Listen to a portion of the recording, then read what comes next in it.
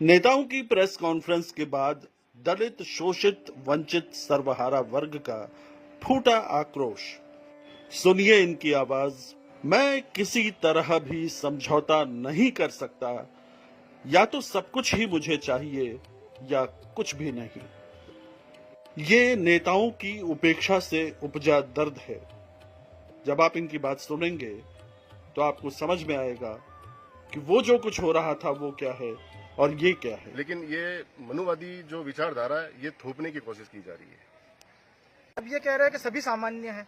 जब सभी सामान्य तो आप मांग क्यों कर रहे हो कि सामान्य से अध्यक्ष होना चाहिए? ये सामने दिखता है कि भेदभाव तो हो ही रहा है कि एसटी एससी वालों ने कभी मांग नहीं की जाकर। ये कुछ लोगों ने जाके आबू के अंदर जो भ्रम पैदा कर रखा है कि आबू के लोगों को गुमराह कर दिया है। हमने कभी मांग नहीं रखी है कि ये सीट एसटी एससी को रिजर्व करे, ठीक है। ये संविधान का है और इन्होंने मांग की है कि इसको आरक्षित है उसको अनारक्षित करके और सामान्य की जाए सीट को। इस शहर के दलित शोषित युवा क्या सोचते हैं इस तरह की राजनीति पर, आप सुनेंगे तो चौंक उठेंगे।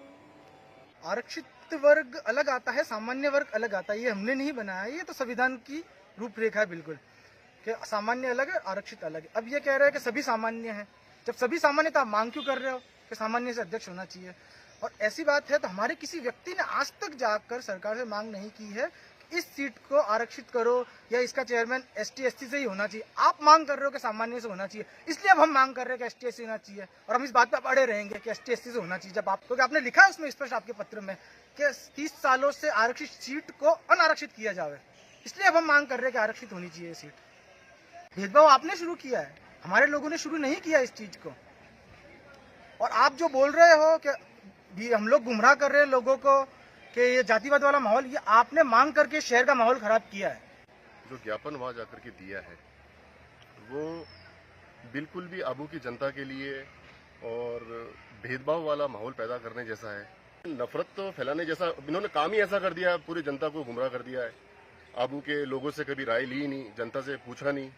ये देखने में भी आ रहा है जिस तरीके से ये लोग कॉन्फ्रेंस भी कर रहे हैं और इनके छोटे मोटे जो कार्यकर्ता हैं जिनको वो भी भ्रमित हो रहे हैं इनको। लेकिन ये मनुवादी जो विचारधारा है ये थोपने की कोशिश की जा रही है। ये बहुत निंदनीय है आबू की जनता के लिए जो एससी एसटी वर्ग से आते हैं। ये सामने दिखता है कि भेदभाव तो हो ही रहा है कि एसटी एससी वालों ने कभी मांग नहीं की जाकर के। हमारे लोग भी पार्टियों के अंदर है, कोई कांग्रेस में भी है, बीजेपी में है, लेकिन हम लोगों ने, कांग्रेस वालों ने भी कभी जाकर के मांग नहीं की है कि जो आरक्षित सीट है उसको खत्म करके और अनारक्षित करनी चाहिए और सामान्य वर्ग से चेयरमैन होना चाहिए। ये बहुत ही गलत है और निंदनीय है। ये समस्या तो ये है कि ये कुछ लोगों ने जाके आबू के अंदर जो भ्रम पैदा कर रखा है कि आबू के लोगों को गुमराह कर दिया है। ये लोग सिर्फ गुमराह कर रहे हैं कि मोदी जी के तो हर घर शौचालय, लाइट, पानी होनी चाहिए। आज भी यहाँ के एसटी एससी मूल निवासी मूलभूत सुविधा से वंचित है और गुलामी की जिंदगी जी रहे हैं, तो इसकी जवाबदारी भी तो इनकी बनती है। नहीं, कभी उस चीज के लिए उन्होंने कोई प्रयास किया आप लोगों को? उन्होंने कोई प्रयास नहीं किया, सिर्फ गुमराह ही किया है।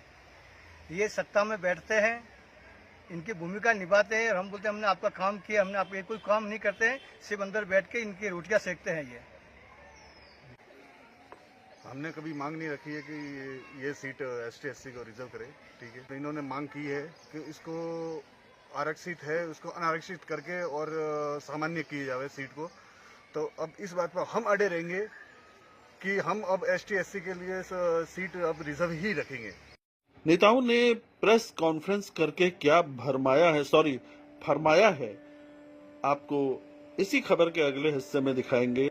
आजकल वैसे भी पार्ट 2, पार्ट 3, पार्ट 4 का फैशन चल रहा है, तो आपको दिखाएंगे प्रेस कॉन्फ्रेंस में क्या क्या हुआ है, असल कहानी क्या है। हाय इस शहर के नेताओं के सदके जावा, ऐसे दिखते हैं कि जैसे हुआ कुछ भी नहीं। ये अदाएं हैं। देखते रहिए, सुनते रहिए।